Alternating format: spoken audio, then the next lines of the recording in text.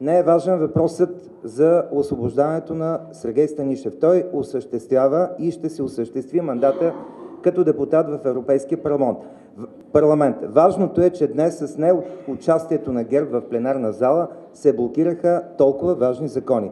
Ако за вас това не е важен проблем за българските граждани, за българското общество, оставам останалите граждани да преценят сами. Мисля, че е много важно да видим парламента и себе си как изглеждаме отвън.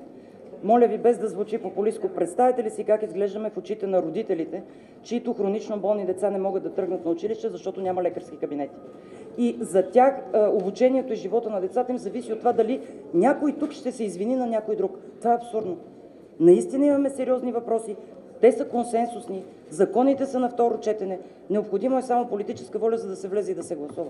По тези закони дори няма и спор. Няма място за политически игри, за извинения и така нататък. Отвън всичко това изглежда абсурдно. Ще бъде много важно в следващите часове и дни каква ще бъде преценката и поведението на всеки един отговорен политик, лидер на политическа партия.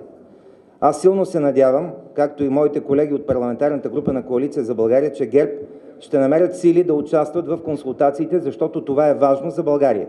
Повече от ясно е, че този парламент не може в това състояние да работи и алтернативата предсрочни парламентарни избори без отлагане по най-бързия начин са най-полезното за България.